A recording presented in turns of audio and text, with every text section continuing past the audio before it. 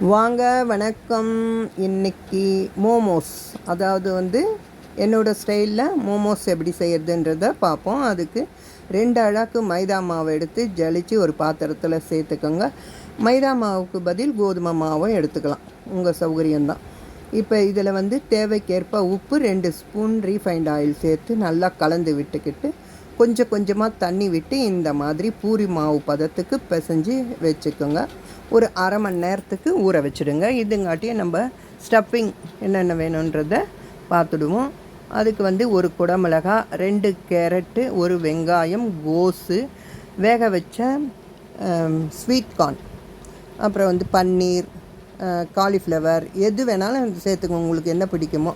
கொத்தமல்லி, புதினா, கறிவேப்பிலை எல்லாத்தையும் சேர்த்து நல்லா ஒரு வாணலில் வதக்கிட்டு அதில் கரம் மசாலா தூள், மிளகாத்தூள், காரத்துக்கு மிளகாத்தூள், தனி மிளகாத்தூள், அப்புறம் காஷ்மீரி தூள், தனியாத்தூள் இதெல்லாம் சேர்த்து நல்லா வதக்கிடுங்க. இதை நல்லா வதக்கிட்டு இது மாதிரி ஆற வச்சுடுங்க. இப்போ அரை மணி நேரம் ஊற வச்சுருக்கிற மாவை எடுத்து நல்லா பிசைஞ்சிக்கோங்க.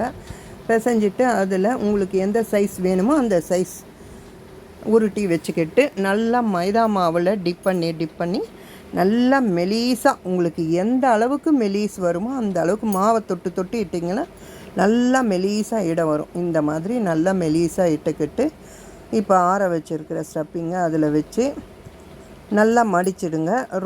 உங்களுக்கு எந்த மாதிரி மடிக்க வருதோ அந்த மாதிரி மடிச்சுக்கோங்க.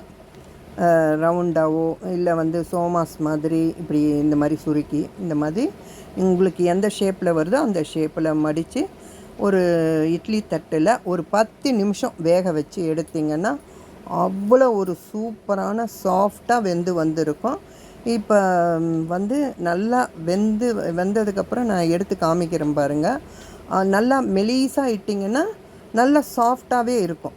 இந்த மாதிரி இப்போ நான் எடுத்து பிரித்து காமிக்கிறேன் பாருங்கள். இது நல்லா மெலீஸாக இட்டதுனால உள்ளே இருக்கிற ஸ்டஃபிங்கெல்லாம் அப்படியே தெரியுது பாருங்கள். அந்த அளவுக்கு சாஃப்டாக இருக்கும். இப்போ ஒன்று பிரித்து காமிக்கிறேன் பாருங்கள். இப்போ எவ்வளோ மெலீஸாக இருக்கவே நல்லா சாஃப்டாக உள்ளே இருக்கிற ஸ்டஃபிங் வெந்து வந்திருக்குது பாருங்கள். இதே மாதிரி உங்கள் வீட்டில் செய்து பார்த்து எப்படி வந்ததுன்னு கமெண்ட்டில் சொல்லுங்கள். சப்ஸ்கிரைப் பண்ணுங்கள், லைக் பண்ணுங்கள், ஷேர் பண்ணுங்கள். தேங்க்யூ.